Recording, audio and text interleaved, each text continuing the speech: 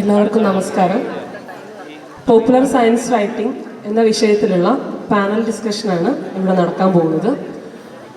ശാസ്ത്രത്തിൻ്റെ 3 വിവിധ മേഖലകളിൽ ഫിസിക്സ്, കെമിസ്ട്രി, ബയോളജി 3 മേഖലകളിൽ നിന്നുള്ള വിഷയ വിദഗ്ധരാണ് ഈ ഒരു ചർച്ചയിൽ നമ്മുടെ കൂടെ പങ്കുചേരുന്നത്. നമുക്കെല്ലാവർക്കും അറിയുന്നത് പോലെ മനുഷ്യൻ്റെ ജീവിത രീതികളെ, നമ്മുടെ സമൂഹത്തിനെ, നമ്മുടെ സംസ്കാരത്തിനെയെല്ലാം വലിയ രീതിയിൽ ആധുനീകരിക്കുന്നത് ശാസ്ത്രത്തിനും അതിൻ്റെ പ്രൊഡക്റ്റായിട്ടുള്ള സാങ്കേതിക വിദ്യകൾക്കുമെല്ലാം വലിയ പങ്കുണ്ട്.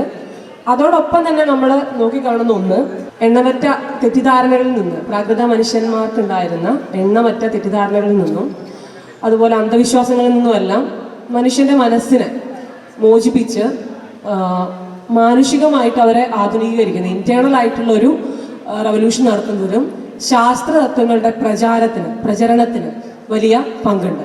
അപ്പോൾ ആ രീതിയിൽ നമ്മൾ നിരവധി നിരീക്ഷണങ്ങളിലൂടെ ഉരുത്തിരിഞ്ഞു വന്നിട്ടുള്ള ശാസ്ത്ര തത്വങ്ങൾ വളരെ ലളിതമായി പൊതുജനങ്ങളിലേക്ക് എത്തിച്ച് അവരെ ഈ രീതിയിൽ ഇൻറ്റേർണൽ ആയിട്ട് മോഡേണൈസ് ചെയ്യുന്ന ആ ഒരു പ്രോസസ്സ് വളരെ കൃത്യമായി നിർവഹിക്കുന്ന 3 പേരാണ് നമ്മുടെ കൂടെയുള്ളത്.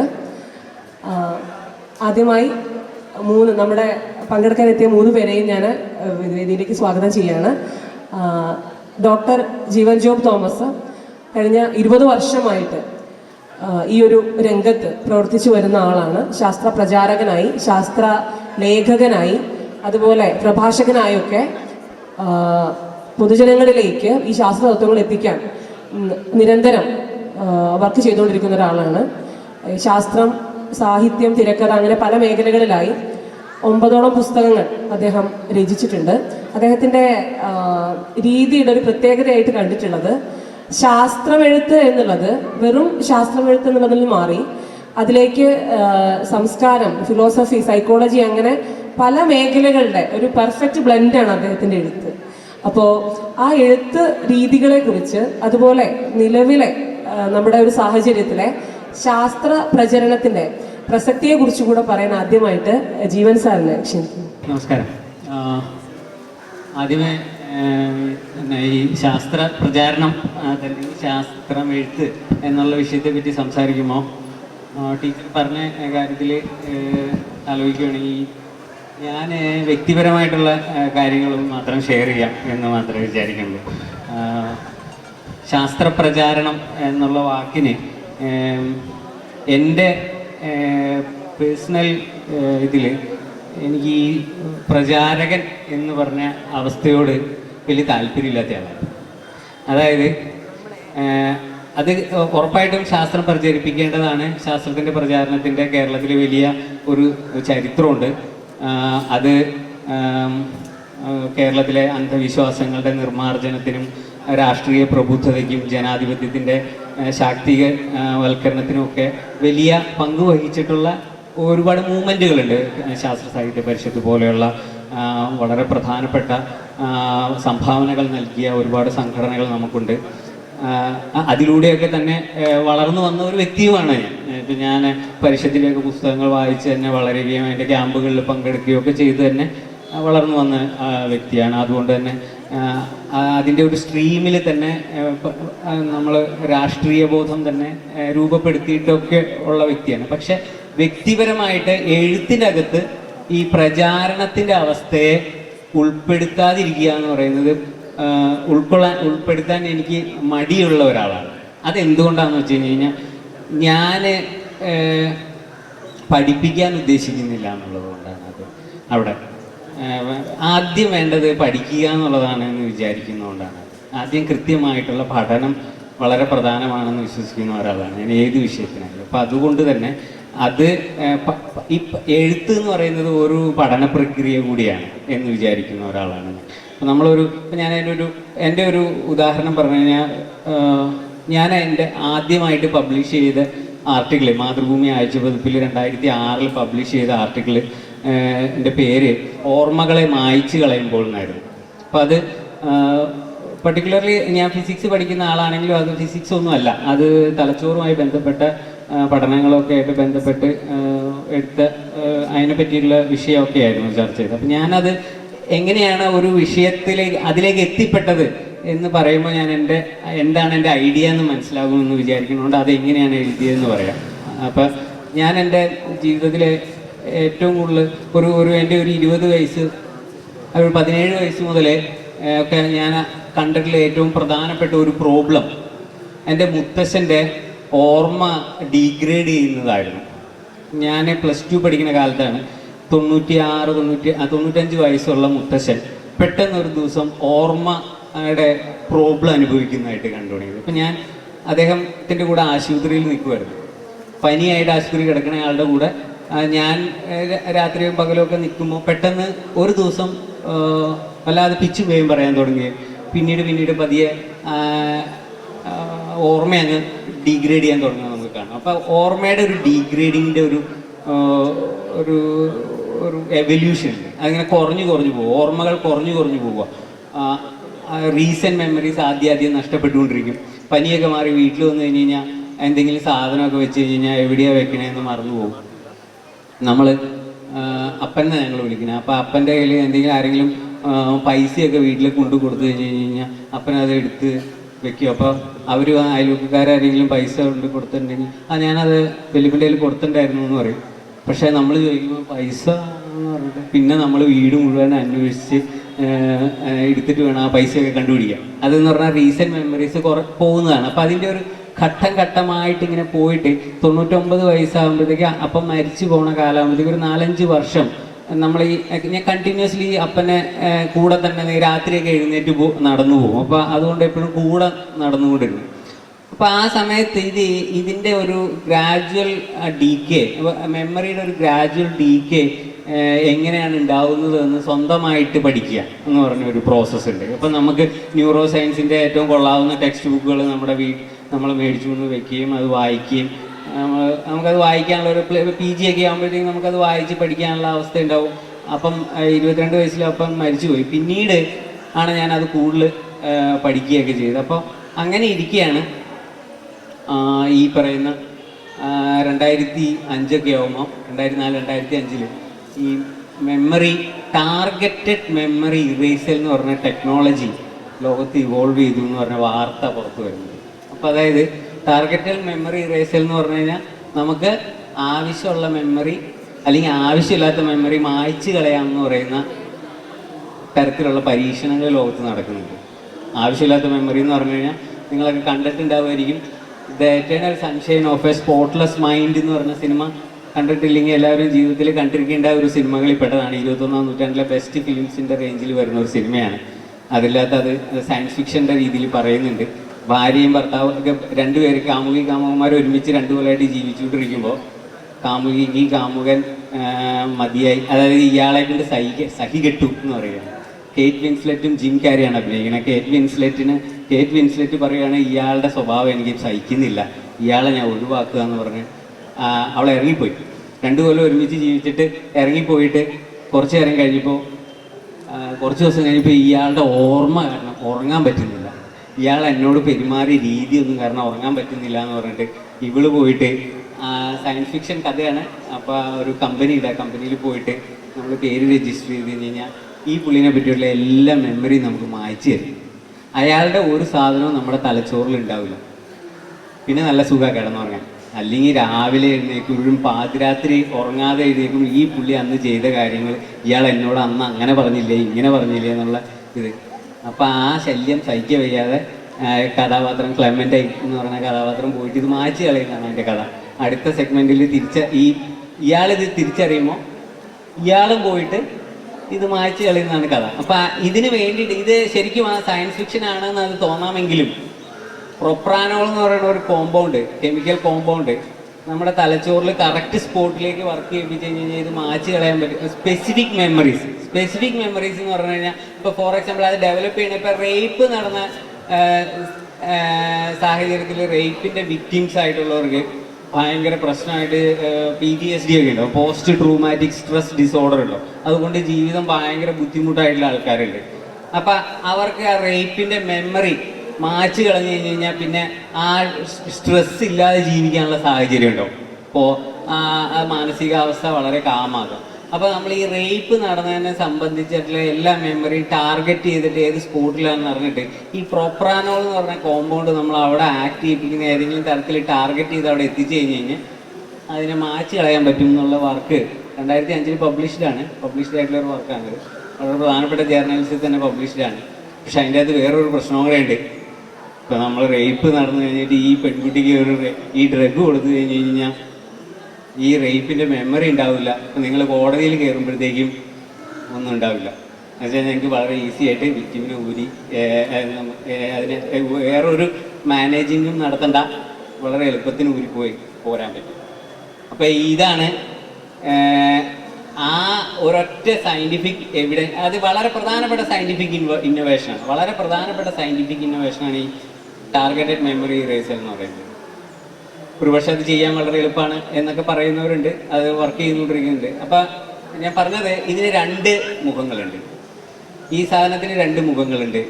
അതായത് ഒന്ന്, നിങ്ങൾക്ക് റേപ്പ് അനുഭവിച്ച വ്യക്തിക്ക് റേപ്പിൻ്റെ വിഷമങ്ങൾ, സ്ട്രെസ്സ്, ഡിസോർഡർ, അതിൻ്റെ ജീവിതകാലം മുഴുവൻ ഉണ്ടാകുന്ന ട്രോമയൊക്കെ മാറ്റി കളയാനായിട്ട് നിങ്ങൾക്കിത് പറ്റും.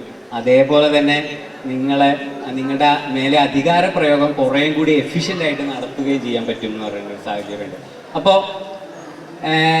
ഇതിനെ എല്ലാത്തിനെയും വെച്ചിട്ട് നമുക്കൊരു ലേഖനം എങ്ങനെ എഴുതാൻ പറ്റും എന്നുള്ളതാണ്. അപ്പോൾ വ്യക്തിപരമായിട്ടുള്ള നമ്മുടെ അനുഭവം, നമ്മളെ ഓർമ്മകളെ എങ്ങനെയാണ് രൂപപ്പെടുന്നത്, ഓർമ്മകൾ എങ്ങനെയാണ് മാഞ്ഞു പോകുന്നത്, ഡീക്കേയിങ് ഓഫ് ദ മെമ്മറി, അത് അൽഷമേഴ്സ്, ഡിംനീഷ്യ പോലെയുള്ള സാഹചര്യങ്ങൾ എങ്ങനെയാണ് ഉണ്ടാകുന്നത്.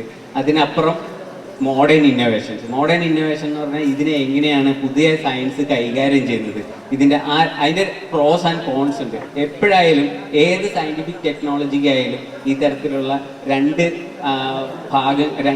ഓപ്പോസിറ്റ് സൈഡ് ഉണ്ട് എന്ന് വിചാരിക്കുന്ന ഒരാളാണ് ഞാൻ. അപ്പോൾ വളരെ പ്രോമിനൻ്റ് ആയിട്ടുള്ള ഒരുപാട് ഗുണങ്ങളോടുകൂടി തന്നെ വരുന്ന ഒരു മരുന്നിനെ മിസ്യൂസ് ചെയ്ത് കഴിഞ്ഞാൽ അതിരൂക്ഷമായിട്ടുള്ള പ്രതിസന്ധിയും നിലവിലുണ്ട്. അപ്പോൾ ഇതിനെ എല്ലാം കൂടിയിട്ടാണ് നമ്മളൊരു ലേഖനമായിട്ട് കൈകാര്യം ചെയ്യാൻ ആഗ്രഹിച്ചത്. അപ്പം ഞാൻ എൻ്റെ ആദ്യത്തെ ലേഖനത്തിൽ ഇത് ഇങ്ങനെയാണ് കൈകാര്യം ചെയ്തത്. അപ്പോൾ അതുകൊണ്ട് തന്നെ ഒരു സ്പെസിഫിക് ആയിട്ട് നമ്മളിതിനെ ആരെയും ഉത്ബോധിപ്പിക്കാനോ അല്ലെങ്കിൽ വളർത്താനോ വേണ്ടിയിട്ടല്ല, മറിച്ച് നമ്മൾ സ്വയം എഡ്യൂക്കേറ്റ് ചെയ്യുക, നമുക്ക് മനസ്സിലാവുക എന്താണ് ഈ പ്രതിസന്ധി എന്ന് മനസ്സിലാവുക.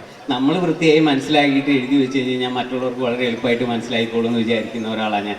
എന്ത് കാര്യമായാലും നിങ്ങൾക്ക് ആദ്യം നിങ്ങൾ ഒരാൾ പറയുന്നത് നന്നായിട്ട് മനസ്സിലാവുന്നുണ്ടെങ്കിൽ അതിൻ്റെ അടുത്ത് ആ പറയുന്ന ആൾ ആദ്യമേ നന്നായിട്ട് മനസ്സിലാക്കിയിട്ടുണ്ട് എന്ന് വിചാരിക്കുന്ന ഒരാളാണ്. മനസ്സിലാവാതെയും നമുക്ക് പലപ്പോഴും കാര്യങ്ങൾ സംസാരിക്കാൻ പറ്റും. അപ്പോൾ ആദ്യം വ്യക്തിപരമായിട്ട് നന്നായിട്ട് മനസ്സിലാക്കുക എന്നുള്ളൊരു പ്രോസസ്സാണ് ഞാൻ ജീവിതത്തിൽ അതിന് വേണ്ടിയിട്ടാണ് ശ്രമിക്കുക. അപ്പം അതിൻ്റെ ഒരു ഭാഗം തന്നെയായിട്ട് എഴുത്തിനെ കൈകാര്യം ചെയ്യുന്നുണ്ട്.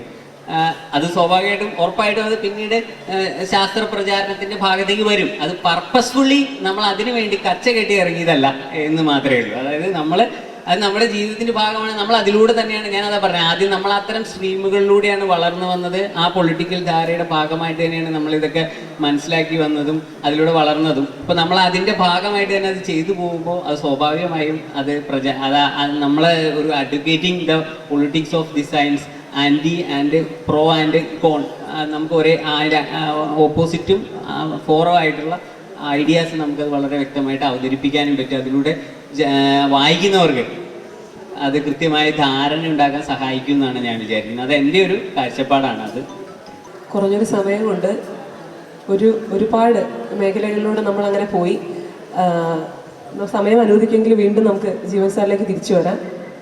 സാറ് പറഞ്ഞൊരു കാര്യം, ഈ ഒരു വായന, അതുപോലെ വായന, അറിവ്, അതുപോലെ എഴുത്ത്, ഇത് രൂപപ്പെട്ടു വരുന്നൊരു സാഹചര്യത്തിനെ കുറിച്ചാണ്. അപ്പോൾ നമ്മളിവിടെ ഇരിക്കുന്നതിൽ വലിയൊരു ശതമാനം ആൾക്കാർ, അധ്യാപകർ ആണ് ഞാൻ ഉദ്ദേശിച്ചത്, അവർ ഈ 80-90 കിഡ്സായിട്ട് വന്നിട്ടുള്ള ആൾക്കാരാണ്. അപ്പം ഇങ്ങനൊരു വേദിയിൽ ശാസ്ത്ര സാഹിത്യ പരിഷത്ത്, അന്നത്തെ വിജ്ഞാനോത്സവങ്ങൾ, അതുപോലെ യുറീക്ക, ശാസ്ത്രഗതി, ശാസ്ത്ര കേരളം തുടങ്ങിയ ശാസ്ത്ര മാസികകൾ, ഇതിനൊന്നും പരാമർശിക്കാതെ നമുക്ക് മുന്നോട്ട് പോകാൻ പറ്റില്ല.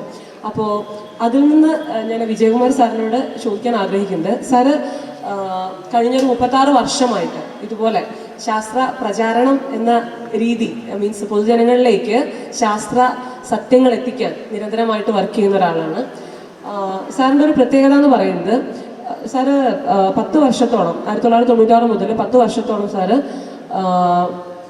ശാസ്ത്ര സാഹിത്യ പരിഷത്തിന്റെ പത്രാധിപ സമിതി അംഗമായിരുന്നു. പിന്നീട് ഓൺലൈൻ പോർട്ടലായിട്ടുള്ള ശാസ്ത്ര കേരളത്തിന്റെ ഓൺലൈൻ പോർട്ടലായിട്ടുള്ള ലൂക്കയുടെ പത്രാധിപ സമിതി അംഗവുമായിരുന്നു.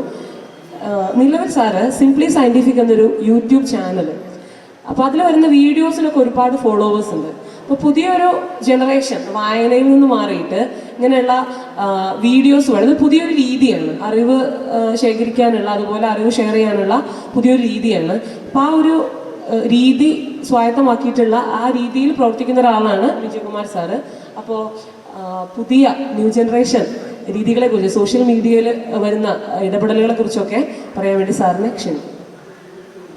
പ്രധാനമായും രാവിലെ എഴുന്നേറ്റ് ഇന്ന് കുറച്ച് ശാസ്ത്രം പ്രചരിപ്പിക്കണം എന്ന് തീരുമാനിച്ചിട്ട് പല്ലും തേച്ച് ഇരിക്കുന്ന ഒരു കാര്യം പോലെയാണ് പെട്ടെന്ന് കേൾക്കുമ്പോൾ തോന്നുക.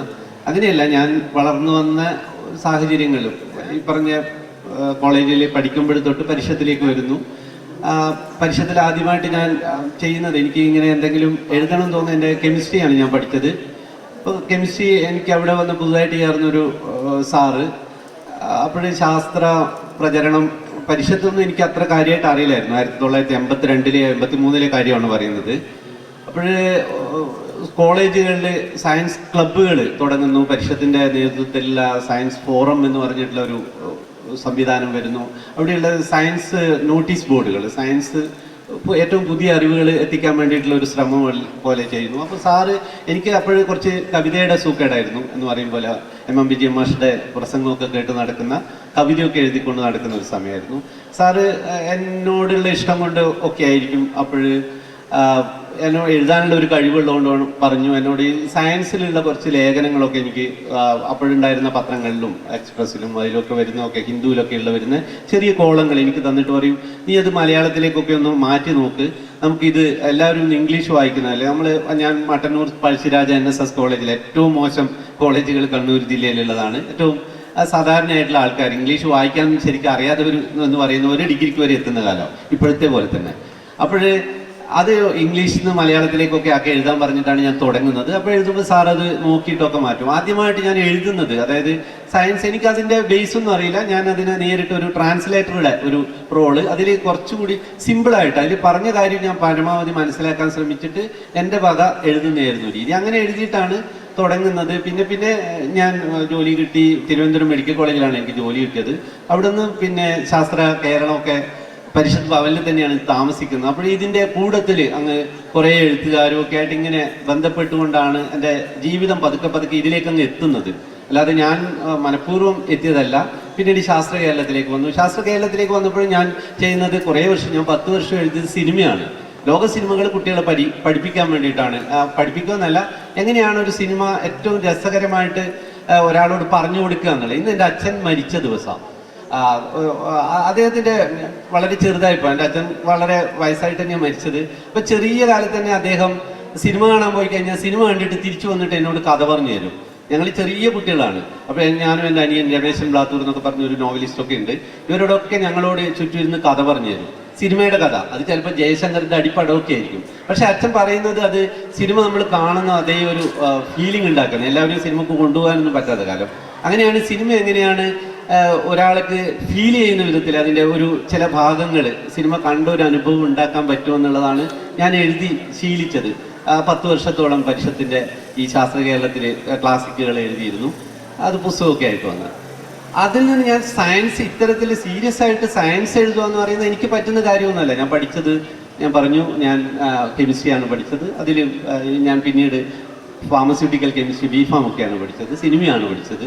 സയൻസിൽ എനിക്ക് ബേസ് ഒന്നുമില്ല. എനിക്കൊരു ഡോക്ടറേറ്റോ ഏതും പ്രത്യേകിച്ചുള്ള ഗവേഷണങ്ങളോ ഒന്നും ചെയ്യാതെ ഒരാളാണ്. പക്ഷേ എങ്കിൽ കൂടെയുള്ളത് പാപ്പുട്ടി മാഷിൻ്റെ ഒക്കെ കൂടെയുള്ള എത്രയോ കാലത്തെ സഹവാസം, പല ഡോക്ടർ ഷാജി, അങ്ങനെ പലരും പരിഷത്തിലുള്ള ഒരുവിധം എല്ലാവരുടെയും കൂടെയുള്ള പത്രാധിപ സമിതികളിലെ കൂടിയിരിപ്പുകൾ, യുറീക്കയുടെ ആയാലും ശാസ്ത്ര കേരളത്തിൻ്റെ ആയാലും, ഇപ്പോഴും ലൂക്ക കഴിഞ്ഞ 10 വർഷമായിട്ട് ലൂക്ക തുടങ്ങിയപ്പോൾ തൊട്ട് ഞാൻ അതിൻ്റെ കൂടെയുണ്ട്. സംഗീതമൊക്കെ ലൂക്കയിലുണ്ട്. അപ്പോൾ ഞങ്ങൾ ഉള്ള ഒരു ഇൻട്രാക്ഷനിലൂടെ സയൻസ് പറയാനുള്ള ഒരു രീതി സിമ്പിളായിട്ട് പറയാം. അതായത് പുതിയ കണ്ടുപിടുത്തങ്ങൾ എല്ലാ ശാസ്ത്ര ഗവേഷകർക്കും ഇതൊന്നും പറയാനുള്ള സമയം ഉണ്ടാവില്ല. അവരുടെ സമയം അതിനായിട്ട് മാറ്റിവെക്കുന്നതും അത്ര ശരിയല്ല. എല്ലാവർക്കും പറ്റാൻ പറ്റില്ല.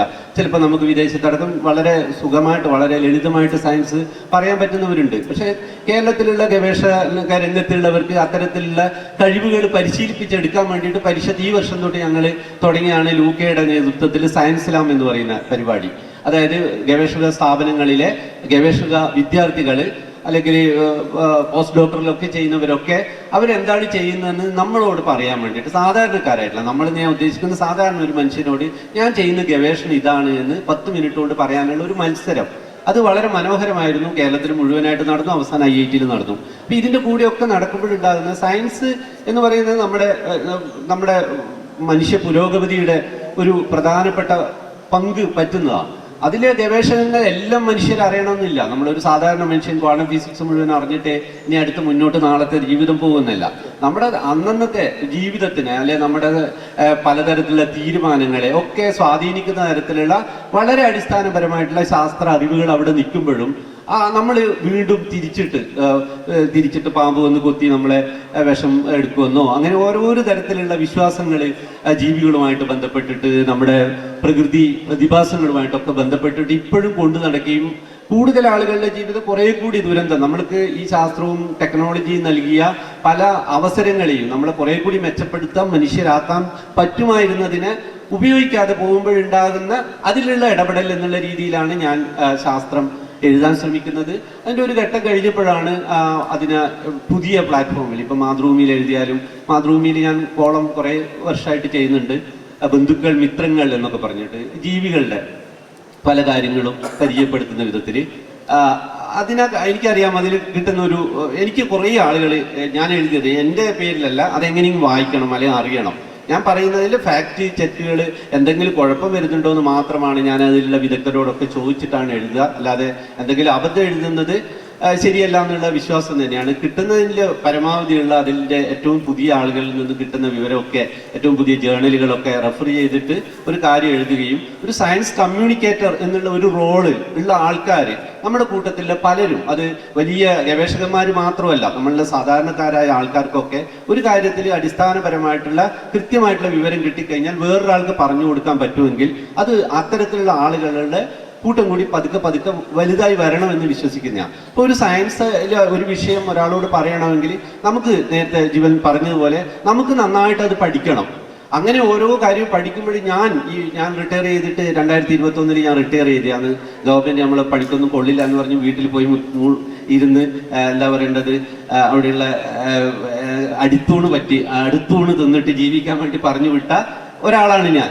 ഈ കഴിഞ്ഞ 3 വർഷമായിരിക്കും എൻ്റെ ഏറ്റവും കൂടുതൽ സമയം ഞാൻ ചെലവഴിച്ചതെന്നാണ് എനിക്ക് തോന്നുന്നത്. അതിൻ്റെ ശേഷമാണ് ഞാൻ കഴിഞ്ഞ വർഷമാണ് യൂട്യൂബ് ചാനലൊക്കെ, അതായത് ആളുകൾ കൂടുതൽ കമ്മ്യൂണിക്കേഷൻ അറ്റംബറോ ഒക്കെയാണ് എൻ്റെ ഏറ്റവും വലിയ സ്വപ്നങ്ങളിൽ. അതായത് മലയാളത്തിൽ അങ്ങനെയുള്ള ഒരു അറ്റംബറോ വേണം എന്ന് എനിക്ക് തോന്നാറുണ്ട്. നമ്മൾ സയൻസ് വളരെ ലളിതമായിട്ട് പറയാൻ, അറ്റംബറോ ഒരു സയൻറ്റിസ്റ്റ് അല്ല, ഒരു സാധാരണ ഒരു ടെലിവിഷൻ പ്രോഗ്രാം ചെയ്യുന്ന ഒരാൾ മാത്രം. പക്ഷേ അദ്ദേഹം ആണ് നമ്മുടെ പല അറിവുകളും നമുക്ക് എത്തിക്കുന്നത്. അത്തരത്തിലുള്ള മലയാളത്തിലും ലളിതമായിട്ട് സാധാരണക്കാരായിട്ടുള്ള മനുഷ്യന്മാർക്ക്, സാധാരണക്കാരായിട്ടുള്ള അധ്യാപകർക്ക്, വിദ്യാർത്ഥികൾക്കും ഒക്കെ കിട്ടുന്ന വിധത്തിൽ ലളിതമായിട്ടും ഇഷ്ടപ്പെടുന്ന വിധത്തിലും വലിയ കുഴപ്പമില്ലാത്ത രീതിയിലും. അപ്പോൾ സയൻസ് ചിലപ്പോഴും നമ്മൾ പല ലേഖനങ്ങളും ഒക്കെ വായിക്കുമ്പം ഈ അറിവ് ഒരു ഭാരമായിട്ട് മാറും.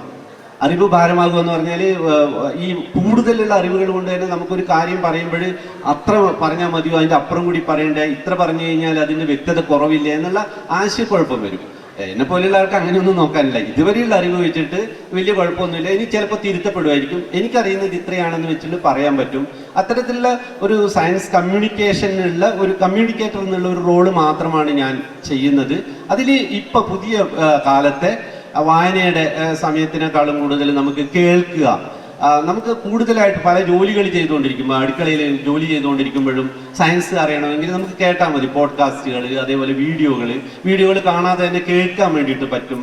യാത്രകളുടെ സമയം നമ്മൾ അങ്ങനെയൊക്കെ പുതിയ കാലത്ത് എന്തായാലും 2019 ശേഷം കേരള സമൂഹത്തിൽ ഇത്തരത്തിലുള്ള നമ്മൾ ഇൻ്റർനെറ്റിൻ്റെ ഉപയോഗം, യൂട്യൂബ് പോലുള്ള മീഡിയകളുടെ ഉപയോഗമൊക്കെ നന്നായിട്ട് കൂടിയിട്ടുണ്ട്. ആ ഒരു സമയത്ത് വായനക്കൊപ്പം തന്നെ, വായന മോശമായിട്ടോ അതിനുള്ള ഒരു അതിനുള്ള ഒരു ഓഡിയൻസ് എന്ന് പറയുന്നത് കുറച്ചുകൂടി ഒരു എലീറ്റ് ആയിട്ടുള്ള അല്ലെങ്കിൽ അത്തരത്തിലുള്ള ഒരാളായിട്ട് എനിക്ക് തോന്നാറുണ്ട്. അല്ലാതെ ഒരു വായിക്കുന്നുണ്ടാവും, എങ്കിലും ഒരു പൊതുസമൂഹത്തിൽ ഏറ്റവും കൂടുതലില്ലേ. അതുകൊണ്ട് വീഡിയോയുടെ കാര്യത്തിലേക്ക് വന്നു.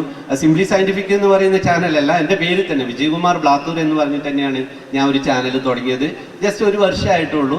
അത്യാവശ്യം നന്നായിട്ട് ഒരു 5-6 കോടി ആളൊക്കെ കണ്ടു കഴിഞ്ഞു എന്ന് പറയുമ്പോൾ, അത്രയും സമയം എൻ്റെ വീഡിയോകൾ കേട്ടു എന്ന് പറയുമ്പോൾ, അത് പല ആൾക്കാരും വളരെ സാധാരണക്കാരായിട്ട് ഉള്ള ആൾ. ഇപ്പോൾ ഇന്നലെ ഞാൻ ഇവിടുന്ന് കോഴിക്കോട് നിന്ന് വെറുതെ ബസ്സിൽ കയറിയപ്പോൾ അതിലുള്ള ബസ്സിൻ്റെ ക്ലീനർ, ഞാൻ അവിടെ ബസ് സ്റ്റാൻഡിൽ ഇറങ്ങി ഉടനെ തന്നെ അയാൾ എൻ്റെ മുഖത്തൊക്കെ നോക്കിയിട്ട് പെട്ടെന്ന് ബസ്സിൽ നിന്ന് ഇറങ്ങി വന്നിട്ട് സെൽഫിയൊക്കെ എടുത്തു. എനിക്ക് ഞെട്ടിപ്പോയി. ഞാൻ ഇത്രയും കൊല്ലം ചെയ്തിട്ട്, ഞാൻ എഴുതിയിട്ട്, എനിക്ക് സത്യം പറഞ്ഞാൽ അത്ഭുതമാണ്.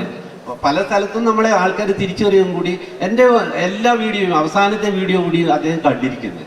അതായത് നമ്മൾ വിചാരിക്കുന്ന സാധാരണ ആൾക്കാർക്കൊന്നും ഇതിലൊന്നും ഇൻട്രസ്റ്റ് ഉണ്ടാവില്ല എന്നായിരിക്കും. പക്ഷെ അദ്ദേഹം സത്യഭാമദാസ് ബിജുവായിട്ട് ഞാൻ ചെയ്ത ഇൻ്റർവ്യൂ അദ്ദേഹം ഫുള്ളായിട്ട് കണ്ടിട്ടുണ്ട്. അതിനെ പറ്റിയിട്ടാണ് എന്നോട് പറയുന്നത്, തവളയെ പറ്റിയിട്ടാണ് പറയുന്നത്. അപ്പോൾ നമ്മൾ കരുതുന്നതിലപ്പുറമുള്ള ഒരു ഇടം അവിടെയുണ്ട്. അതിനെ കണ്ടെത്തുക. നമ്മളും നിങ്ങളൊക്കെ സയൻസ് പഠിക്കുന്നവരുണ്ട്, നമുക്കറിയുന്ന അറിവുകൾ. ഞാനെപ്പോഴും എൻ്റെ അമ്മ 97 വയസ്സാണ്. അമ്മക്കോട് ഒരു കാര്യം പറഞ്ഞാൽ മനസ്സിലാകുന്ന വിധത്തിൽ പറയണമെന്നാണ് എൻ്റെ വിശ്വാസം. അമ്മയുടെ അതായത് അതിൽ വലിയ ഈ പറഞ്ഞ സയന്റിഫിക് ആയിട്ടുള്ള വാക്കുകളൊന്നും വരാതെ തന്നെ പല കാര്യവും നമുക്ക് പറയാൻ പറ്റും. അങ്ങനെ പറയുമ്പോൾ അമ്മ തലയാട്ടുന്നുണ്ടെങ്കിൽ ഓക്കെ, അതാണ് ഞാൻ ഉപയോഗിക്കുന്ന രീതി. അതിൽ ചിലപ്പം കുറച്ച് പൈങ്കിളിയായിട്ട് തോന്നുമായിരിക്കും, ചിലപ്പോൾ ചില മിത്തുകൾ, മീമുകൾ, ചിലപ്പോൾ സിനിമയിലെ ഡയലോഗുകൾ, ഇതിനപ്പുറം ചാടിക്കടന്നവനാണ് KK ജോസഫ് എന്നൊക്കെ ഉപയോഗിക്കും. പക്ഷെ അപ്പോഴാണ് പെട്ടെന്ന് നമ്മൾ ലിങ്ക് ചെയ്യുക നമ്മുടെ ഒരു കാര്യത്തെ. ഇപ്പം സയൻസ് ഇങ്ങനെയൊക്കെ പറയാമോ എന്ന് ചോദിക്കുന്നവരുണ്ട്. എൻ്റെ കൂട്ടത്തിലുള്ളവർ തന്നെ ഞാൻ ഇതിനെ വളരെ എൻ്റെ ഒരു ഗ്രാവിറ്റി കളയുന്നു എന്നൊക്കെ പറയുന്നുണ്ട്. പക്ഷെ ഞാൻ പറയുന്നത് ഒരു വഴി, സയൻസിലേക്ക് എത്തിക്കാനുള്ള ഒരു വഴി ഇതൊക്കെയാണ്. അല്ലാതെ നമ്മൾ പരമ്പരാഗതമായിട്ട് സയൻസ് പറയുമ്പോൾ ഉപയോഗിക്കുന്ന ആ ഭാഷ ചിലപ്പോൾ നമ്മൾ തെർമോക്കോൾ പൊടിച്ച് വായിലിട്ടിട്ട് ചവച്ചിട്ട് കുറച്ച് കഴിയുമ്പോൾ ഉണ്ടാകുന്ന രുചി പോലെയാണ് എനിക്ക് തോന്നാറ്. പ്രത്യേകിച്ച് ഒന്നും തോന്നാറില്ല. അതിന് പകരം നമ്മളുടെ അതാത് ദിവസത്തെ ജീവിതവുമായിട്ട് എങ്ങനെയൊക്കെ ലിങ്ക് ചെയ്യുമ്പോൾ നമുക്ക് വായിക്കാനോ കാണാനോ കേൾക്കാനോ അങ്ങനെ പുതിയ അറിവ് കിട്ടാനോ ഒക്കെ ചില ശ്രമങ്ങൾ നടത്തും. അത് മുഴുവൻ വിജയിക്കുമെന്നല്ല, അതിനുള്ള ഒരു ശ്രമമാണ് ഞാൻ ചെയ്തത്. പുതിയ കാലത്തിൻ്റെ സാധ്യതകളെ ഇത്രയും ഭംഗിയായിട്ട് എങ്ങനെ ഉപയോഗിക്കുന്നു എന്നുള്ളത് സാറ് പറഞ്ഞു. അടുത്തതായിട്ട് നമ്മുടെ കൂടെ സംഗീതയുണ്ട്, ഡോക്ടർ സംഗീത ചേനമ്പുള്ളി.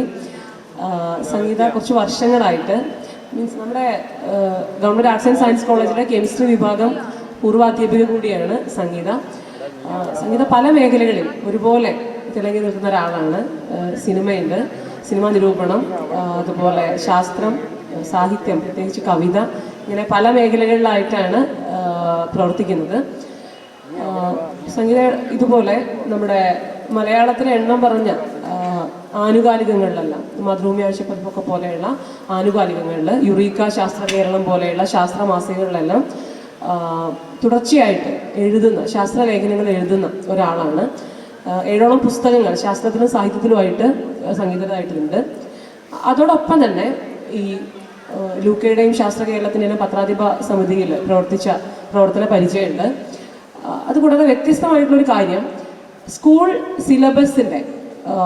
സിലബസ് നിർമ്മാണമായിട്ട് ബന്ധപ്പെട്ടുള്ള സമിതിയിലെ റിസോഴ്സ് പേഴ്സണായിട്ട് പ്രവർത്തിക്കുന്ന ഒരാൾ കൂടിയാണ്. അപ്പോൾ സംഗീതയോട് ചോദിക്കാനുള്ളത്, ഒന്ന് എഴുതി തെളിഞ്ഞ വഴികളെ കുറിച്ചാണ്. എനിക്ക് വ്യക്തമായിട്ടറിയാം, അത് എൻ്റെ കൂടെ തന്നെ ഉണ്ടായിരുന്ന ഒരാളാണ് ഞാൻ, കൂടെ നിന്ന് കണ്ടിട്ടുള്ള ഒരാളാണ് ഞാൻ. എങ്കിൽ കൂടി നമ്മുടെ കൂടിയിരിക്കുന്ന ആളുകൾക്കായിട്ട് എഴുത്തിൻ്റെ വഴികൾ, പ്രത്യേകിച്ച് ലൂക്കയെല്ലാം തുടങ്ങിയ സമയം മുതൽ ഒരുപാട് സ്റ്റുഡൻസിനെയൊക്കെ ലൂക്കയിൽ എഴുതിക്കാനും എല്ലാം മുൻകൈ എടുക്കുന്ന ഒരാൾ കൂടിയാണ്. അപ്പോൾ അതോടൊപ്പം നമ്മുടെ സ്കൂളിലെ ശാസ്ത്ര സിലബസ് അതിൽ വലിയ രീതിയിലുള്ള മാറ്റങ്ങൾ വരുത്താൻ, അത് അടിസ്ഥാന ശാസ്ത്രത്തിൻ്റെ ബോധന രീതികളിലും അതുപോലെ ലിംഗനീതി പോലുള്ള പല ആശയങ്ങളിലും എല്ലാം വലിയ രീതിയിലുള്ള മാറ്റങ്ങൾ വരുത്താനുള്ള ശ്രമങ്ങൾ നടക്കുന്നുണ്ട്. അതിനെല്ലാം നേതൃത്വം നൽകുന്ന ഒരാൾ കൂടിയാണ് സംഗീത. ഈ കാര്യങ്ങളെ കുറിച്ചൊന്ന് സംസാരിക്കാൻ സംഗീത ക്ഷണിക്കുകയാണ്. നന്ദി ഷൈനി. വലിയ സന്തോഷമുണ്ട്. കാരണം ഒന്ന്, ആർട്സ് കോളേജ് എൻ്റെ പഴയ സ്ഥലമാണ്. 2, വേദിയിലുള്ള എല്ലാവരും എൻ്റെ പ്രിയപ്പെട്ട സുഹൃത്തുക്കളാണ്. എഴുത്തിൻ്റെ അനുഭവത്തിലേക്ക് വന്ന ഞാൻ ഇവർ പറഞ്ഞതെന്ന് വ്യത്യസ്തമായിട്ട് പറയാൻ ഉദ്ദേശിക്കുന്ന ഒരു കാര്യം, ഞാൻ ശാസ്ത്രപ്രചാരകയാണ്. അടിസ്ഥാനപരമായിട്ട് ശാസ്ത്രപ്രചാരക തന്നെയാണ്. അതാണ് എൻ്റെ ഫണ്ടമെൻ്റൽ ഐഡൻറ്റിറ്റി എന്ന് ഞാൻ വിചാരിക്കുന്നു. കാരണം ഈ കാലത്ത് സയൻസ് പ്രചരിപ്പിക്കപ്പെടേണ്ടതുണ്ട് എന്ന് വിശ്വസിക്കുന്ന ഒരാളാണ് ഞാൻ. അതുകൊണ്ട് തന്നെ എനിക്ക് പറ്റാവുന്ന സ്ഥലങ്ങളിലെല്ലാം, അത് എത്ര ചെറിയ പ്ലാറ്റ്ഫോം വലുതോ ആയിക്കോട്ടെ, സയൻസ് എഴുതുകയും സംസാരിക്കുകയും എക്സ്പെരിമെൻ്റലായിട്ട് സയൻസ് കാണിക്കാൻ പറ്റുന്ന സ്ഥലത്ത് കാണിക്കുകയും, അത് ചെറിയ കുട്ടികൾക്ക് വേണ്ടി ബാലസംഘത്തിൻ്റെ പരിപാടി ആയാലും യൂണിവേഴ്സിറ്റികളിലെ ഓപ്പൺ ഫോറം ആയാലും ഒക്കെ തന്നെ ഒരേ കണക്കിൽ സയൻസ് സംസാരിക്കാൻ ശ്രമിക്കാറുള്ള ഒരാളാണ് ഞാൻ. ഷൈനി പറഞ്ഞ പോലെ ഇതിൻ്റെ കൂടെ വേറെ പല കാര്യങ്ങൾ ചെയ്യുന്നുണ്ടെങ്കിലും ഞാൻ അടിസ്ഥാനപരമായിട്ട് കാണുന്നത് തന്നെ ഒരു ശാസ്ത്ര പ്രചാരക എന്ന നിലയ്ക്ക് തന്നെയാണ്. എഴുത്തിലേക്ക് വരുന്ന ഒരു സാഹചര്യം പറയുകയാണെങ്കിൽ, വളരെ കുറച്ചു കാലം പുസ്തകങ്ങൾ കിട്ടാൻ വളരെ പ്രയാസമുള്ള ഒരു സാഹചര്യത്തിലും കാലത്തിലും ജീവിച്ച ഒരാളാണ് ഞാൻ. വളരെ ഒരു ഗ്രാമപ്രദേശത്ത് റിസോഴ്സസിനൊക്കെ വായിക്കാൻ പുസ്തകമൊന്നും കിട്ടാത്ത ഒരു കാലത്ത് എങ്ങനെയോ അടുത്ത വീട്ടിലെ അധ്യാപികയായിട്ടുള്ള റിലേറ്റീവ് കൂടിയായിട്ടുള്ള ഒരു ചേച്ചിയുടെ സഹായത്തോടു കൂടി ഏതാണ്ട് ഒരു വർഷത്തോളം കഷ്ടിച്ച്, അത് എല്ലാ മാസവും കിട്ടില്ല, അങ്ങനെ യുറീക്ക വായിക്കുകയും യുറീക്ക വായിച്ചുകൊണ്ട് സയൻസിനെ, എനിക്ക് സ്കൂൾ കാലം തൊട്ടേ സയൻസ് തന്നെയായിരുന്നു ഇഷ്ടം. അപ്പൊ അന്ന് യുറീക്ക വായിക്കുന്ന കാലത്ത് തൊട്ടേ ഈ ഒരു സയൻസ് എഴുതുന്നതിന്റെ ഒരു ഇൻഫ്ലുവൻസ് എന്നിൽ ഉണ്ടായിരുന്നു. ഞാൻ പഠിക്കുന്നതൊക്കെ തന്നെ എനിക്കിഷ്ടമുള്ള വിഷയം കെമിസ്ട്രി, എനിക്ക് കെമിസ്ട്രി ഇഷ്ടമായിട്ട് തിരഞ്ഞെടുത്ത് പഠിച്ചിട്ടുള്ള ആള് തന്നെയാണ്.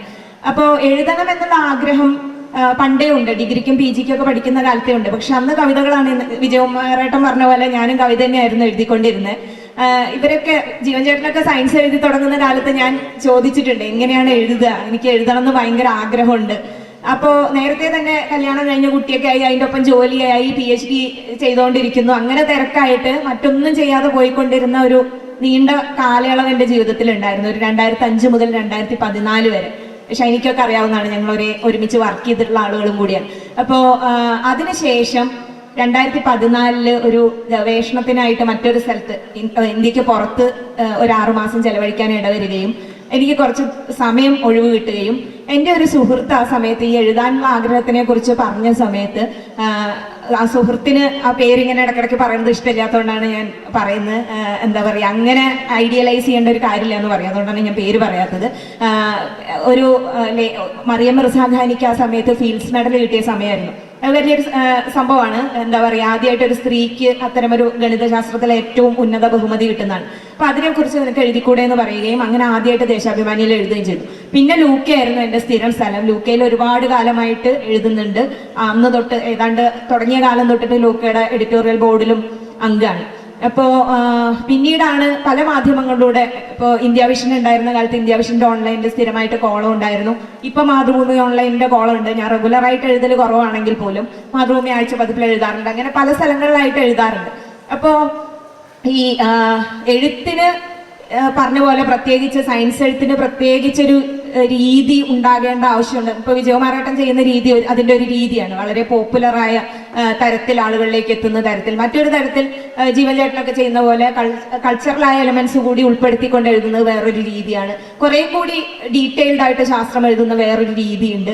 ഇതിൽ ഏതാണോ ഓരോ സ്ഥലത്തിനും ഏതോ കൈകാര്യം ചെയ്യുന്ന വിഷയത്തിനും അനുയോജ്യം, അതിനനുസരിച്ച് രീതികൾ സ്വീകരിക്കുകയോ ഫ്ലെക്സിബിളായി മുന്നോട്ട് പോകാം സയൻസ് എഴുത്തിൽ എന്ന് വിചാരിക്കുന്ന ഒരാളാണ് ഞാൻ. അതുകൊണ്ട് തന്നെ പലതരത്തിലും ഞാൻ എഴുതാറുണ്ട്. ഇപ്പോൾ മാതൃഭൂമിയിൽ സൈടോക്സ് എന്ന് പറയുന്ന എൻ്റെ കോളം ഉണ്ട്. അതിൽ ഞാൻ എഴുതാറുള്ളത് അധികം കിച്ചൺ കെമിസ്ട്രി, ഡെയിലി ലൈഫുമായിട്ട് ബന്ധപ്പെട്ട രസതന്ത്രമാണ്. നേരെ മറിച്ച് മാതൃഭൂമി ആഴ്ച പതിപ്പിൽ എഴുതുന്നത് മറ്റൊരു രീതിയിലാണ്. അപ്പോൾ ഏതാണോ സാഹചര്യം ആവശ്യപ്പെടുന്നത് അതിനനുസരിച്ച് സയൻസിന്റെ ഏത് രീതിയിലായാലും സയൻസിനെ കമ്മ്യൂണിക്കേറ്റ് ചെയ്യാനുള്ള ഒരു ഭാഷയും ശൈലിയും രൂപപ്പെടുത്താൻ കഴിയുമെന്ന് കരുതുന്ന ഒരാളാണ്. പക്ഷെ ഇപ്പോഴത്തെ കാലം തീർച്ചയായിട്ടും സയൻസ് പ്രചരിപ്പിക്കുക എന്നുള്ളത് ആവശ്യപ്പെടുന്നു എന്നുള്ളത് ഏറ്റവും പ്രധാനമാണ്. നമ്മൾ കഴിഞ്ഞ കുറച്ച് ദിവസങ്ങളായിട്ട് തന്നെ കാണുന്നുണ്ട് അന്ധവിശ്വാസങ്ങളുടെ വലിയ സ്വാധീനം എങ്ങനെയാണ് സമൂഹത്തിൽ കൂടി വരുന്നത് എന്നുള്ളത്. അപ്പൊ ഇതിനെ പ്രതിരോധിക്കാനുള്ള നമ്മുടെ കയ്യിലുള്ള ആകെ വഴി ഇതിനെ എതിർത്തുകൊണ്ടേ ഇരിക്കുക എന്നുള്ളതാണ്. അത് എത്രത്തോളം എഫക്റ്റീവ് ആവും എന്നുള്ളത് രണ്ടാമത്തെ കാര്യമാണ്. പക്ഷെ എങ്കിൽ പോലും ചിന്തിക്കുന്ന ആളുകൾക്ക് ഇത് എതിർക്കാതെ നമുക്ക് സമാധാനമായിരിക്കാൻ പറ്റില്ല എന്നുള്ളൊരു അവസ്ഥയുണ്ട്. അതുകൊണ്ട് കൂടിയാണ് ഞാൻ വളരെ വൈകി പരിഷത്തിലേക്ക് വന്നിട്ടുള്ള ഒരാളാണ്. എഴുതി തുടങ്ങിയിട്ടാണ് ശാസ്ത്ര കേരളത്തിന്റെ പത്രാധിപ സമിതിയിൽ ആദ്യം വരുന്നതും അതിനുശേഷം ലൂക്കയിലേക്കും പിന്നെ അങ്ങനെ പരിഷത്തുകാരിയാകുന്നത് പിന്നീടാണ്. പക്ഷെ ആ പരിഷത്ത് എന്ന് പറയുന്ന സംഘടന തീർച്ചയായിട്ടും വലിയ സ്വാധീനം എൻ്റെ ചിന്താരീതിയിലും രാഷ്ട്രീയത്തിലും സയൻസ് എഴുത്തിന്റെ രാഷ്ട്രീയത്തിലും ഒക്കെ ഉണ്ടാക്കിയിട്ടുണ്ട്. അപ്പോൾ തീർച്ചയായും കേരളത്തിൽ തന്നെ അത് ഉണ്ടാക്കിയിട്ടുണ്ട്. ഒരു ഏതാണ്ട് 60 വർഷത്തിലധികം നീണ്ട പരിഷത്തിന്റെ ചരിത്രത്തിൽ അതിന് വലിയ പങ്കുണ്ട്. ഇനി രണ്ടാമത്തെ ഭാഗം ഷൈനി ചോദിച്ചൊരു കാര്യം പാഠപുസ്തകങ്ങളുമായിട്ട് ബന്ധപ്പെട്ടിട്ടാണ്. മലയാളത്തിലെ ശാസ്ത്ര സാഹിത്യത്തിന് വാസ്തവത്തിൽ മലയാളത്തിലെ ഗദ്യഭാഷ ഇതിന്റെ ചരിത്രത്തോളം തന്നെ പഴക്കമുണ്ട്. 1880-കളിലൊക്കെ തന്നെ 19-ാം നൂറ്റാണ്ടിന്റെ അവസാന ഘട്ടങ്ങളിലൊക്കെ തന്നെ കേരളത്തിലെ ആദ്യകാല മാസികകളിൽ തന്നെ സയൻസ് കൈകാര്യം ചെയ്യുന്ന ബ്രിട്ടീഷുകാരുടെ കാലത്ത് തന്നെ വിദേശികൾ തുടങ്ങിയ മാസികകളിലൊക്കെ സയൻസിന് കോളം ഉണ്ടായിരുന്നു. അവസാനം ഇത് കൊണ്ടെത്തിച്ചു വെക്കുക, ഇതൊക്കെ ദൈവമാണ് നിയന്ത്രിക്കുന്നത് എന്നുള്ള ആശയത്തിലേക്ക് എത്തിക്കുമെങ്കിൽ പോലും വെസ്റ്റേൺ സയൻസിൽ നടക്കുന്ന മാറ്റങ്ങളെ മലയാളത്തിലേക്ക് എത്തിക്കാനുള്ള ശ്രമങ്ങൾ അന്നത്തെ കാലം തൊട്ട് ഉണ്ടാവുന്നുണ്ട്. അതിനുശേഷം പാഠപുസ്തകങ്ങളിലൊക്കെ തന്നെ സയൻസിന്റെ പാഠപുസ്തകങ്ങൾ ഉണ്ടാകുന്നത് ആദ്യം ബ്രിട്ടീഷ് ഭരണത്തിന്റെ കീഴിൽ തന്നെയാണ്. ഫ്രോൺമെയറുടെ പ്രകൃതിശാസ്ത്രം പുസ്തകം, അതേപോലെ തന്നെ പിന്നെ കേരളവർമ്മ വലിയ കോയി തമ്പുരാന്റെ നേതൃത്വത്തിൽ ഉണ്ടായ ട്രാവൻകൂർ ടെക്സ്റ്റ് ബുക്ക് കമ്മിറ്റി നിർമ്മിച്ച പുസ്തകങ്ങൾ. ഇങ്ങനെ പാഠപുസ്തകങ്ങളുടെ കാര്യത്തിലും സയൻസിന്റെ വലിയൊരു ചരിത്രം നമ്മുടെ മുന്നിലുണ്ട്. 70-കളിലും 80-കളിലും ഒക്കെ ഭാഷാ ഇൻസ്റ്റിറ്റ്യൂട്ടുമായിട്ടൊക്കെ ബന്ധപ്പെട്ട് സാങ്കേതിക പദാവലികളെ കുറിച്ചുള്ള വലിയ ചർച്ചകൾ നടന്നിട്ടുണ്ടായിരുന്നു. ഇപ്പോഴും നടക്കുന്നുണ്ട്. ഇംഗ്ലീഷാണോ ഉപയോഗിക്കേണ്ടത്, സംസ്കൃതത്തിലുള്ള മലയാള പദങ്ങൾ ഉപയോഗിക്കേണ്ട കാര്യമുണ്ടോ? പലപ്പോഴും നമ്മൾ വിസ്തീർണം എന്നൊക്കെ പറയുന്നത് ഇപ്പൊ പരപ്പളവ് എന്ന് മാറ്റിയിട്ടുണ്ട്. കാരണം വിസ്തീർണം ഒരു സംസ്കൃത പദമാണ് എന്നുള്ളതുകൊണ്ട്. അപ്പൊ ഇതേപോലെ ഇപ്പൊ ഞാൻ ഇടപെട്ടിട്ടുള്ളത് 3-ാം ക്ലാസ്സിലെ പരിസര പഠനം, ഏറ്റവും ചെറിയ കുട്ടികൾക്ക് സയൻസ് പഠിപ്പിക്കുന്ന പരിസര പഠനം, 5-ാം ക്ലാസ്സിലെ ബേസിക് സയൻസ്, അതേപോലെ 8-ാം ക്ലാസ്സിലെ കെമിസ്ട്രി ഉൾപ്പെടെയുള്ള ബേസിക് സയൻസ്. ഈ ടെക്സ്റ്റ് ബുക്കുകളിലൊക്കെ ഞങ്ങൾ ശ്രമിക്കാറുള്ള ഒരു കാര്യം എന്ന് പറയുന്നത് കഴിയുന്നിടത്തോളം പദങ്ങളെ ആദ്യം മലയാളത്തിൽ പരിചയപ്പെടുത്തുകയും ബ്രാക്കറ്റിൽ ഇംഗ്ലീഷ് മനസ്സിലാവേണ്ടത് പ്രധാനമാണ് എന്നുള്ളതുകൊണ്ട് തന്നെ ബ്രാക്കറ്റിൽ ഇതിന്റെ ഇംഗ്ലീഷ് പദം നൽകിക്കൊണ്ട് പക്ഷെ മലയാള പദം പരിചയപ്പെടുത്താൻ പറ്റുന്ന സ്ഥലങ്ങളിലെല്ലാം അത് പരിചയപ്പെടുത്തുക എന്നുള്ളതാണ് ടെർമിനോളജി സംബന്ധിച്ച് ഞങ്ങൾ സ്വീകരിച്ചിട്ടുള്ള ഒരു ഇത്. രണ്ടാമത്തെ ഒരു കാര്യം, ചിത്രങ്ങളിലടക്കം ജെൻഡർ അതേപോലെ തന്നെ ഡിസബിലിറ്റി ഫ്രണ്ട്ലി ആയിട്ടുള്ള എന്താ പറയുക ടെക്സ്റ്റ് ബുക്ക് ആയിരിക്കുക എന്നുള്ളതാണ്. ജെൻഡർ ഫ്രണ്ട്ലി ഒരു തരത്തിലുള്ള കൺവെൻഷണൽ ആയ വാല്യൂ സിസ്റ്റവും ആ ടെക്സ്റ്റ് ബുക്കിലൂടെ വരരുത് എന്നുള്ള നിർബന്ധം ചിത്രങ്ങളുടെ കാര്യത്തിൽ അടക്കം എടുത്തിട്ടുണ്ട്. കണ്ടന്റിന്റെ കാര്യത്തിൽ പലപ്പോഴും ആ പ്രശ്നം വന്നിട്ടില്ല. കാരണം എഴുതുന്ന ആളുകളെല്ലാം തന്നെ ഈ ആശയഗതികളോട് ചേർന്ന് പോകുന്ന ആൾക്കാരാണ്. വിജയകുമാരൊക്കെ 3-ാം ക്ലാസ്സിലെ ടെക്സ്റ്റ് ബുക്കുമായിട്ടൊക്കെ ബന്ധപ്പെട്ട് പ്രവർത്തിച്ചിട്ടുണ്ട് ഞങ്ങളുടെ കൂടെ. അപ്പോ എഴുത്തിൽ വന്നതിനെക്കാട്ടും പ്രശ്നം വാസ്തവത്തിൽ ചിത്രങ്ങൾ വരയ്ക്കുന്ന സമയത്താണ് വന്നത്. കാരണം ചിത്രം വരയ്ക്കുന്നവർക്ക് അവരുടെ മനസ്സിലൊരു ഫോമാറ്റ് ഉണ്ട്. അത് പലപ്പോഴും കൺവെൻഷനലായ സാരി ഉടുത്ത മുത്തശ്ശി, സാരി ഉടുത്ത അമ്മ, അടുക്കളയിൽ പണിയെടുക്കുന്ന അമ്മ, സാലഡ് കൊണ്ടുവരുന്ന പെൺകുട്ടി, ഇങ്ങനെയായിരുന്നു. ഇതെല്ലാം ഞങ്ങൾ മാറ്റി വരപ്പിച്ചു. കാരണം പുതിയ കാലത്ത് അമ്മ അടുക്കളയിൽ പണിയെടുക്കേണ്ടതോ അല്ലെങ്കിൽ മുത്തശ്ശി എന്താ പറയുക വെളുത്ത പൊടി കെട്ടിവെച്ച് സാരി ഉടുത്ത് നടക്കേണ്ടതോ ഇല്ല. മാറുന്ന സമൂഹത്തിന്റെ ചിത്രമാണ് പുസ്തകത്തിൽ വരേണ്ടത് എന്നുള്ളത് ഉറപ്പുവരുത്തുകയും അത്തരത്തിലുള്ള ആശയങ്ങൾ ചിത്രങ്ങളിലടക്കം കൃത്യമായിട്ട് കൊണ്ടുവരാൻ ശ്രമിക്കുകയും ചെയ്തിട്ടുണ്ട്. ഇപ്പൊ കഴിഞ്ഞ വർഷമൊക്കെ 3-ാം ക്ലാസ്സിലെ മലയാള പാഠപുസ്തകത്തിലെ മാറ്റം ചർച്ച ചെയ്യപ്പെട്ടത് നിങ്ങൾ കണ്ടിട്ടുണ്ടാവും.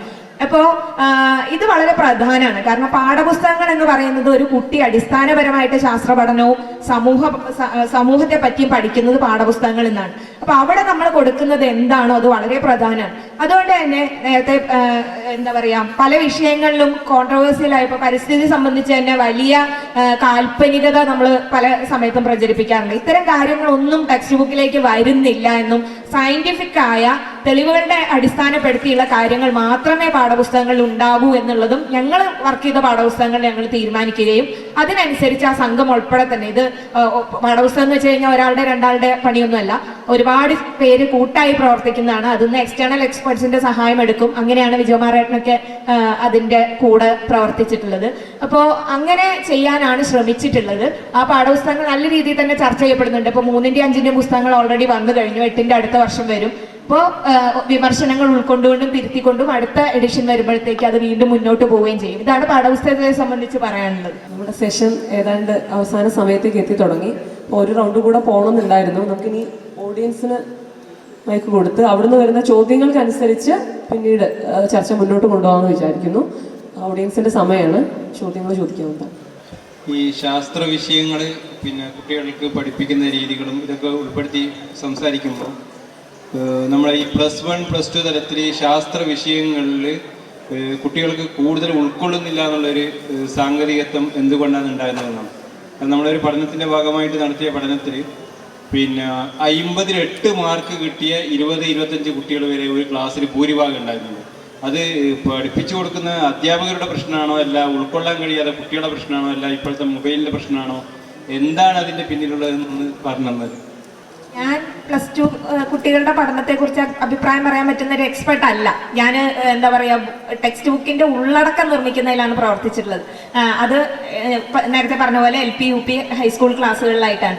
പക്ഷേ +2 ഒരു പ്രശ്നം എന്ന് പറയുന്നത്, എനിക്ക് ഫീൽ ചെയ്തിട്ടുള്ള ഒരു പ്രശ്നം, എൻ്റെ മകൻ +2 കഴിഞ്ഞ ആളായതുകൊണ്ട്, ഇപ്പം അടുത്ത് +2 കഴിഞ്ഞതായതുകൊണ്ട് എനിക്ക് പറയാവുന്ന ഒരു കാര്യം എന്ന് പറയുന്നത്, എന്താ പറയുക, അവിടെ ഭയങ്കര ഒരു ലോഡുണ്ട്. ശരിക്കും പറഞ്ഞാൽ മുമ്പ് പ്രീ ഡിഗ്രി എന്ന് പറയുന്ന 5 വിഷയങ്ങൾ ഉണ്ടായിരുന്നിടത്ത് 6 വിഷയങ്ങൾ ഉണ്ടാവുകയും അത് ചുരുങ്ങിയ സമയത്തിനുള്ളിൽ പഠിപ്പിച്ച് തീർക്കുകയും ചെയ്യേണ്ടി വരുന്ന, അതിൻ്റെ ഒപ്പം മത്സര പരീക്ഷകളാണ് പലപ്പോഴും കുട്ടികളുടെ ഫോക്കസ്. അതിൻ്റെ ഇടയ്ക്ക് കുട്ടികൾ പഠിക്കുക എന്ന് പറയുന്നത് വാസ്തവത്തിൽ നടക്കുന്നില്ല. അവർ പരീക്ഷയ്ക്ക് വേണ്ടി എന്തൊക്കെയോ ചെയ്യുന്നു എന്നുള്ളതിൻ്റെ അപ്പുറത്തേക്ക് വിഷയം മനസ്സിലാക്കി പഠിക്കുന്നുണ്ടോ എന്നുള്ളത് സംശയമാണ്. അപ്പൊ അതിന്റെ ഒരു എഫക്റ്റ് തീർച്ചയായിട്ടും അവരുടെ റിസൾട്ടിൽ മാത്രമല്ല, അവരുടെ സയന്റിഫിക് ആയിട്ടുള്ള ആറ്റിറ്റ്യൂഡിലും ഉണ്ടാവും എന്നുള്ളത് വളരെ പ്രകടമാണെന്ന് എനിക്ക് തോന്നുന്നു.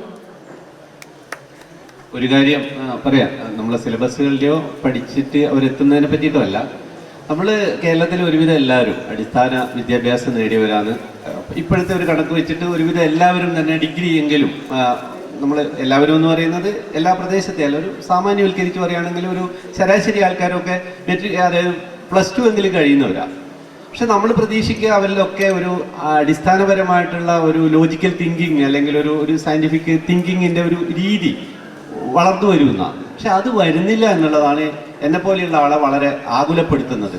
അത് ഇപ്പോൾ നമ്മൾ പാഠപുസ്തകങ്ങളിലൂടെ വരേണ്ടതല്ല. അത് അങ്ങനെ വരുത്താൻ ഇത് മുഴുവൻ പാഠപുസ്തകങ്ങളുടെ സിലബസിൽ നിന്നും കൊണ്ടുവരാൻ പറ്റില്ല.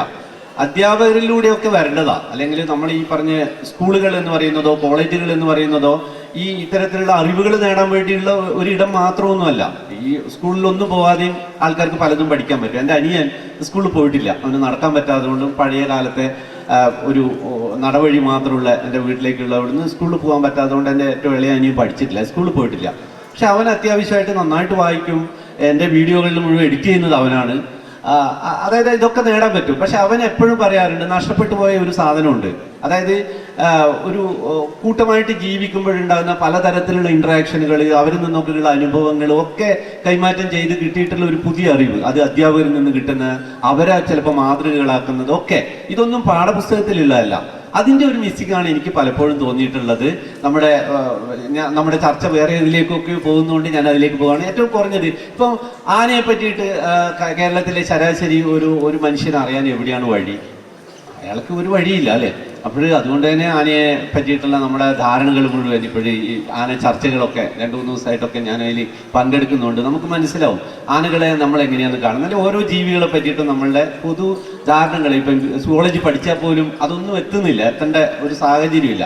അത്തരത്തിലുള്ള പലതരത്തിലുള്ള അറിവുകൾ എല്ലാം നമ്മളൊരു ഈ ഇത്തരത്തിലുള്ള ഒരു സൊസൈറ്റി, നമ്മൾ വളരെ എഡ്യൂക്കേറ്റഡ് ആയിട്ടുള്ള സൊസൈറ്റി എന്ന് പറയുമ്പോൾ എല്ലാ വിഷയങ്ങളിലുമുള്ള അടിസ്ഥാന വിവരങ്ങളുടെ ഒരു ധാരണയുള്ള ഒരു സമൂഹമായിരിക്കണം. എങ്കിലേ നമ്മൾ ഈ പറഞ്ഞ പോലെ ഉള്ള ഒരു പുതിയ കാലത്തെ സൊസൈറ്റി ആയിട്ട് മാറും എന്ന് എനിക്ക് തോന്നുന്നു. നമ്മൾ പല കാര്യങ്ങളിലും സ്പെസിഫിക് ആയിട്ട് പഠിച്ച് ആ വിഷയത്തിൻ്റെ അപ്പുറത്തും ഇപ്പുറത്തും യാതൊരു ധാരണയും ഇല്ലാതെ മുന്നോട്ട് പോവുകയാണ്. ഇപ്പം കൺസർവേഷൻ അടക്കം ഒരു ധാരണകൾ വരണമെങ്കിൽ എല്ലാ മനുഷ്യരും, ഡോക്ടറായാലും എഞ്ചിനീയർ ആയാലും വക്കീലായാലും, അയാളുടെ വിഷയങ്ങളിലുള്ള അറിവ് മാത്രം പോരാ, ലോകത്തെ സർവ്വ ജീവികളെ പറ്റിയിട്ടും അല്ലെങ്കിൽ സാഹചര്യങ്ങളെ പറ്റിയിട്ടും എൻവയോൺമെന്റിനെ പറ്റിയിട്ടും ഒക്കെ അടിസ്ഥാന വിവരം വേണം.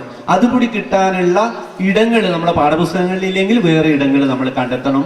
അതിനു വേണ്ടിയിട്ടാണ് ഇത്തരത്തിലുള്ള ശാസ്ത്രം പൊതു ഇടങ്ങളിൽ നമ്മൾ കൂടുതലായിട്ട് ചർച്ച ചെയ്യേണ്ടതെന്നാണ് എനിക്ക് തോന്നുന്നത്. 1-2 കാര്യം കൂടി അതിന് കൂട്ടിച്ചേർക്കാനുള്ളത്, ഈ കാര്യം സിലബസിലോ ടെക്സ്റ്റ് ബുക്കിലോ എന്തുണ്ടായാലും അതിന്റെ അപ്പുറത്തേക്ക് അത് ട്രാൻസാക്ട് ചെയ്യപ്പെടുന്ന രീതി കൂടി പ്രധാനമാണ്. അത് നടക്കുന്നുണ്ടോ എന്നുള്ള വലിയൊരു പ്രശ്നം കൂടി ഇതിന്റെ ഒപ്പം കാണേണ്ടതുണ്ട്. ഒരു കാര്യം ചോദിക്കാനുള്ളത്, ഈ അടിസ്ഥാന ശാസ്ത്രത്തില് താല്പര്യമുള്ള കുട്ടികളുടെ എണ്ണം ധാരാളമായി കുറഞ്ഞു വരുന്നു. പ്രത്യേകിച്ച് ഡിഗ്രിക്ക് വരുന്നവർ മറ്റവസരങ്ങൾ നഷ്ടപ്പെട്ടതിൻ്റെ അടിസ്ഥാനത്തിലാണ് പലരും അടിസ്ഥാന ശാസ്ത്രത്തിലേക്ക് വരുന്നത്. അപ്പോൾ പണ്ട് കാലത്തെ ഈ പറഞ്ഞ പരീക്ഷകളും കാര്യങ്ങളൊക്കെ നമ്മൾ നേരത്തെ ചർച്ചയിലൊക്കെ വന്നു. പക്ഷെ എന്തുകൊണ്ടാണ് നമ്മൾ ഇത്രയും കാലമായിട്ടും ആ ഒരു ഫീൽഡിലേക്ക് ആകർഷണത്തോടു കൂടി വരുന്ന കുട്ടികളുടെ എണ്ണം കുറഞ്ഞു വരുന്നത് എന്നുള്ളതാണ് ഒരു ചോദ്യമായിട്ട് ചോദിക്കുന്നത്. ആ നിരീക്ഷണം തെറ്റാണെന്നാണ് എൻ്റെ അഭിപ്രായം. കാരണം അടിസ്ഥാന ശാസ്ത്രം തന്നെ തിരഞ്ഞെടുത്ത് വരുന്ന കുട്ടികൾ കൂടിയിട്ടുള്ള കാലമാണ്. പണ്ടത്തെ പോലെ എഞ്ചിനീയറിംഗ് ആദ്യത്തെ ഓപ്ഷൻ, അത് കഴിഞ്ഞിട്ട് സയൻസിന് വരാമെന്ന് കരുതുന്നതല്ലാത്ത കുട്ടികൾ ധാരാളം വരുന്നുണ്ട്. ഇപ്പൊ ഞാൻ എൻ്റെ അനുഭവത്തിൽ നിന്നാണ് പറയുന്നത്, ഞാൻ പഠിപ്പിക്കുന്ന ആളാണല്ലോ. അപ്പോൾ ഈ വർഷം തന്നെ കെമിസ്ട്രി തന്നെ എടുക്കണം എന്ന് വിചാരിച്ച് കെമിസ്ട്രി എടുത്ത് വന്ന ഒരുപാട് കുട്ടികൾ എൻ്റെ ക്ലാസ് റൂമിൽ ഇരിക്കുന്നുണ്ട്. അപ്പോൾ എനിക്ക് തോന്നുന്നത് പണ്ടുണ്ടായിരുന്നതിനേക്കാളും കുറച്ചുകൂടി കുട്ടികൾ സയൻസ് എടുക്കുകയും ഗവേഷണം എന്നുള്ള ലക്ഷ്യമൊക്കെ ആദ്യം തന്നെ മുന്നിൽ കണ്ടിട്ട് പോകുന്ന കുട്ടികളുണ്ട്. തീർച്ചയായിട്ടും നമ്മുടെ ഐസറുകൾ പോലെയുള്ള സ്ഥാപനങ്ങളും അതിൽ വലിയ പങ്കുണ്ട്.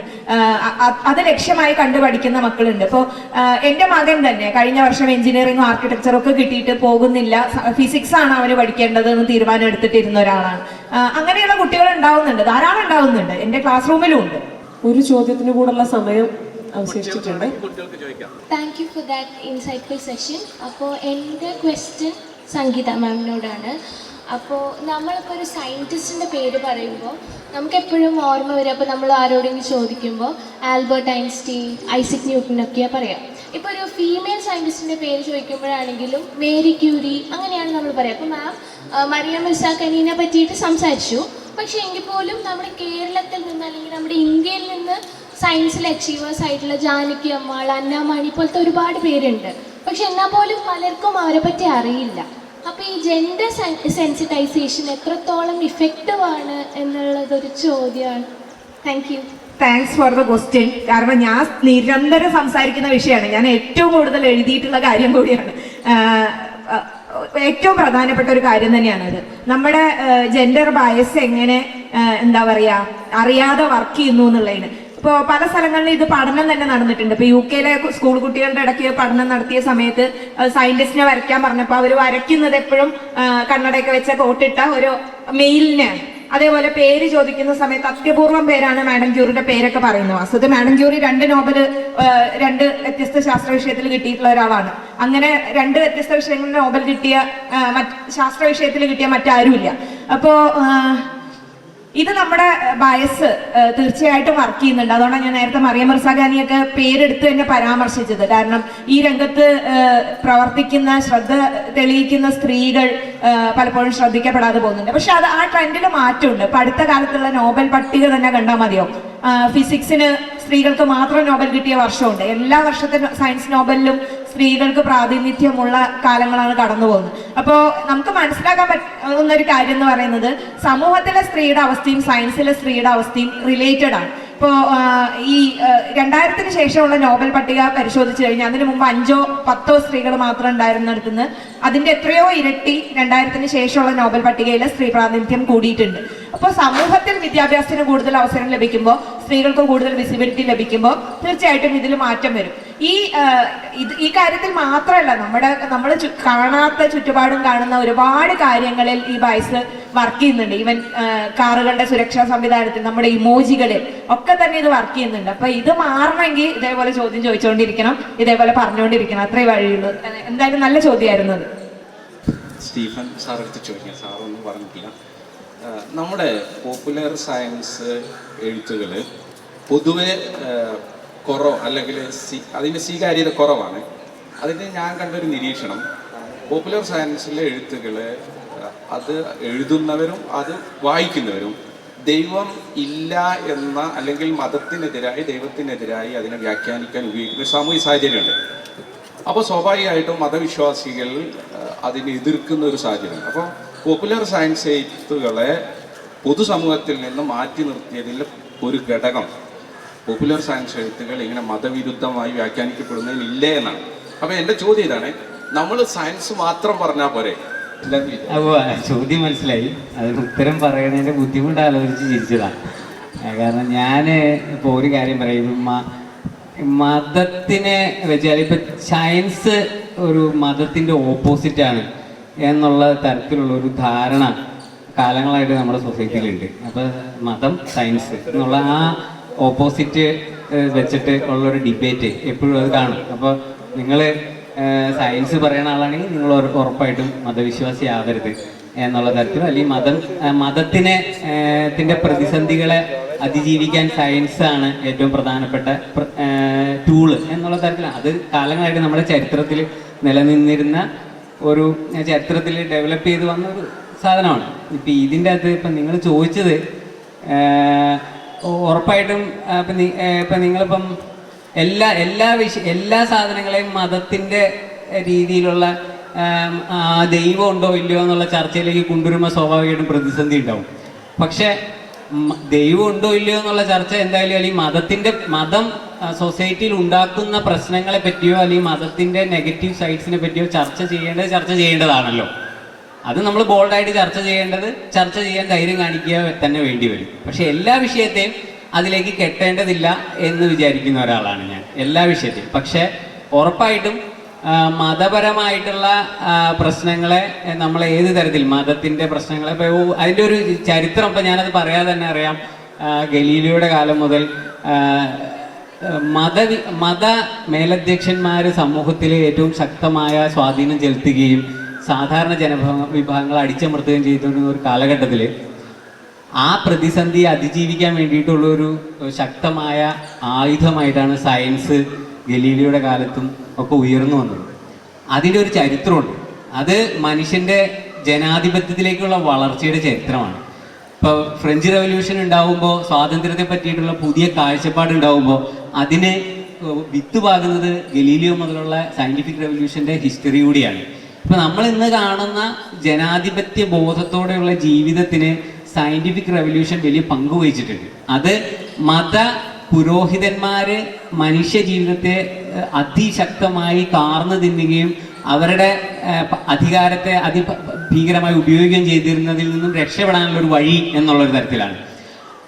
ഉറപ്പായിട്ടും അതിൻ്റെ സ്വാധീനം വേറെ തരത്തിലായിരിക്കാം. 21-ാം നൂറ്റാണ്ടിൽ ജീവിക്കുമ്പോൾ 17-ാം നൂറ്റാണ്ടിലോ 16-ാം നൂറ്റാണ്ടിലോ ഉണ്ടായ മതത്തിൻ്റെ സ്വാധീനമല്ല 20-ാം നൂറ്റാണ്ടിൽ 21-ാം നൂറ്റാണ്ടിലും ഉണ്ടാവുക. പക്ഷെ എങ്ങനെയാണെങ്കിൽ പോലും നമുക്ക് ബേസിക്കലി നമ്മുടെ ജീവിതത്തിൻ്റെ സ്വാതന്ത്ര്യത്തിലേക്ക് വളർത്താനായിട്ട് സഹായിക്കുന്ന ഏറ്റവും പ്രധാനപ്പെട്ട ഒരു ഘടകം എന്ന് പറയുന്നത് സയൻറ്റിഫിക് ആയിട്ടുള്ള ചിന്തകളും അതിലൂടെ ഉണ്ടാകുന്ന അറിവുകളാണ്.